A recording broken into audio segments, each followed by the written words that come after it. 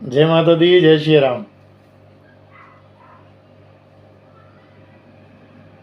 भगवान गणेश की कृपा, शिव शंकर की कृपा, माता रानी की कृपा हम सब पर बनी रहे। धर्मांतरण एक बहुत बड़ा मुद्दा हम सबके सामने खड़ा हुआ है।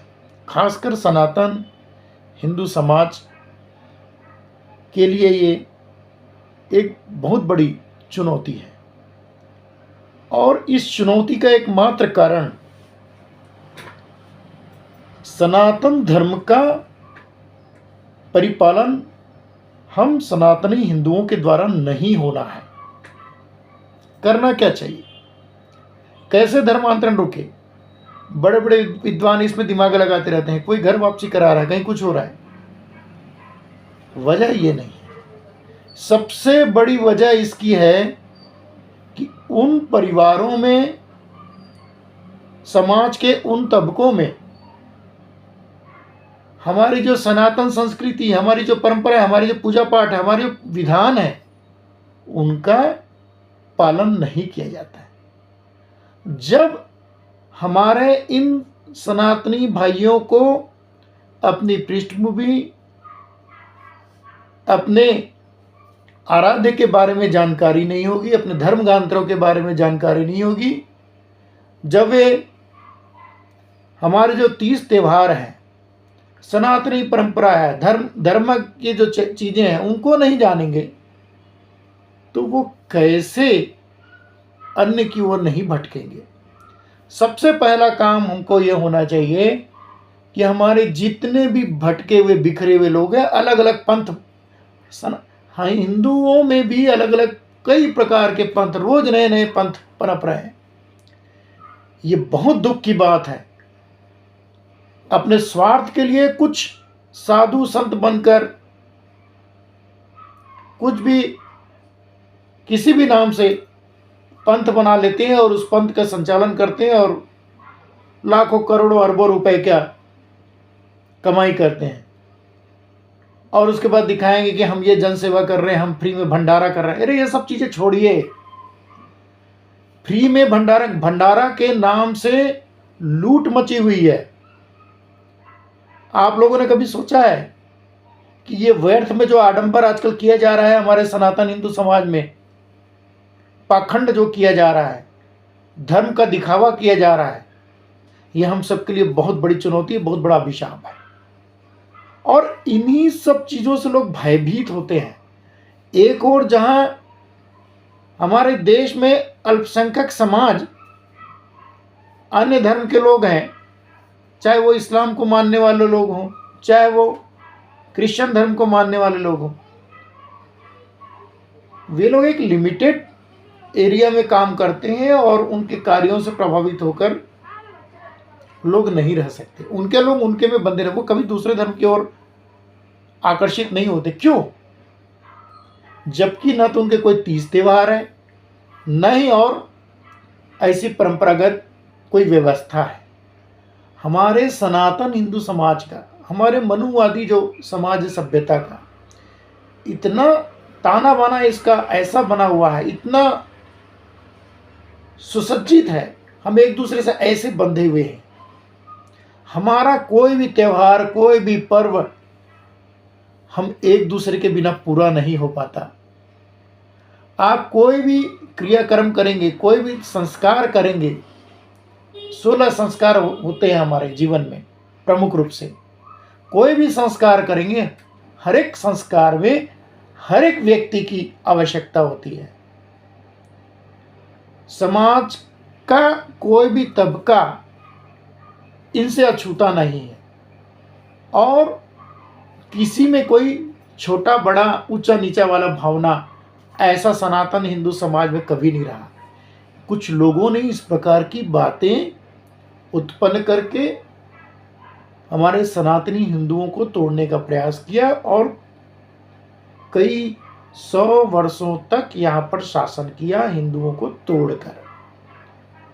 आप लोगों से निवेदन है, मेरे सनातनी हिंदू भाइयों, फिर से टूटे ना, जुड़ कर रहे। एक रहें। हम सब एक परिवार हैं, सनातन परिवार है। चाहे वो ब्राह्मण हो, क्षत्रिय हो, वैश्य हो, शूद्र हो, कोई भी हो, चाहे वो तेली समाज से आए, कुर्मी समाज से आए, सिंधिया समाज से आए, बनिया समाज से आए, किसी भी समाज से आए, हम सब एक हैं। चाहे हमारे आदिवासी समाज हो, सतनामी समाज हो, बहुत सारे ऐसे लोग हैं, हम सब एक हैं, हम कोई अलग नहीं है। लेकिन चाहे कुछ राजनीतिक दल हैं या कुछ लोग अपने आप को किसी विधा में पारंगत बताकर अपना एक पंथ बनाकर आगे चल रहे हैं, अपनी एक परंपरा चलाने लगते हैं, ऐसे लोगों से मेरे सनातनी भाइयों दूर रहे। हम सभी का एक ही आराध्य, हमारा एक ही भगवान है। हम लोग सभी जानते हैं, हम सभी मूर्ति पूजा उपासक हैं, शिव जी को मानते हैं, गणेश जी को मानते हैं। अलग अलग समयों पर उनके पूजा पाठ का विधान है। कभी शिव जी की आराधना होती है, पूरे शिव परिवार की आराधना होती है, जैसे अभी चल रहा है। शिव जी के बाद में हमने गणेश जी का, उसके बाद में हम पितरों को पूजते हैं। हमारी जैसे ही गणेश पक्ष खत्म होगा, पितृपक्ष आएगा, हम लोग अपने पितरों को पूजते हैं, उनका आशीर्वाद प्राप्त करते हैं। फिर नवरात्रि आती है, 9 दिन की माँ दुर्गा की पूजा करते हैं। इसी प्रकार ये चक्र चलते रहता है। इसके उपरांत भगवान विष्णु जो है शयन निद्रा से जागते हैं, और हम लोग जो पिछले समय हम लोगों ने देवशनी एकादशी थी, अभी हम देवउठनी एकादशी आएगी, उसके बाद हमारे सब मंगल कार्य प्रारंभ हो जाते हैं। इस प्रकार की हमारी परंपराएं, ये परंपराएं, ये पौराणिक ग्रंथों से लिया गया सभी जो इसके पीछे तथ्य हैं, इसके पीछे बहुत सारे हमारे कारण हैं। तो मेरा ये कहना है कि सबसे पहले मेरे सभी सनातनी भाई बहनों, मैं आपसे पुनः निवेदन करता हूँ, मैं बहुत ही सरल भाषा में आप तक पहुंचने की कोशिश कर रहा हूं। सिर्फ एक काम करिए, आप नित्य प्रातः उठकर सबसे पहले अपनी सृष्टि की आराधना करिए, पृथ्वी माता का चरण वंदन करिए, उसके बाद पांव जमीन पर रखिए, अपने कर दर्शन करिए, अपने हथेलियों का दर्शन करके आराध्य को आप याद करिए। नित्य कर्म से निवृत्त होकर स्नानादि पश्चात सूर्य भगवान को अर्घ्य दें, माता तुलसी की पूजा करें। तत्पश्चात आप कम से कम 5 से 10 मिनट तो भगवान को दें, नित्य पूजा करें। आप नित्य पूजा जब करेंगे, हो सकता है कुछ शाम को आने में हमारे जो पुरुष वर्ग है उनको समय लगे, बाकी घर में हमारी महिलाएं जो होती हैं, बहनें होती हैं, माताजी होती हैं, भाभियाँ होती हैं, वो सब पूजा कर लें। आप नित्य कर्म करिए। जब आप करेंगे, आपको देखकर आपकी संतान इन चीज़ों को फॉलो अप करेगी। आपके जो विभिन्न त्यौहार हैं उनको उसी ढंग से मनाया जाए, परंपरागत मनाया जाए। हर चीज़ की जो है आवश्यकता उस समय पूर्ण हो, हर बात को माना जाए अक्षरशः। आपको कभी ऐसे लोगों का सामना नहीं करना पड़ेगा जो आपको आकर धर्मांतरण करने की हिम्मत कर सकेंगे। धर्मांतरण पूरी तरह रुक जाएगा। धर्मांतरण का मात्र एक कारण है, अपने धर्म को नहीं जानना। जो अपने धर्म को नहीं जानता वो अन्य धर्मों की ओर तो आकर्षित हो गई। बाकी किसी धर्म में इतनी ताकत नहीं है जो हमारे सनातन हिंदू समाज है। सनातन समाज, सनातन हिंदू धर्म से ही अन्य पंथ पैदा हुए हैं जो आप नाम सुनते हैं। तो आपको अन्य की क्यों आवश्यकता है? आप तो मूल हैं और सबको आकर यहीं खत्म होना है।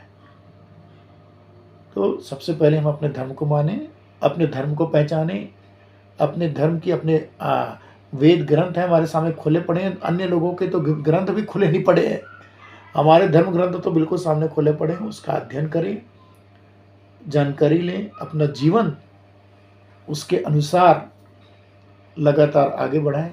कभी किसी प्रकार की तकलीफ नहीं होगी आपको। मैं दावा करता हूं, जो सनातन हिंदू धर्म का पालन करेगा वो तन मन धन बुद्धि बल आकर्षण और यश मान सम्मान सब प्रकार की प्राप्ति होगी, ये मेरा दावा है।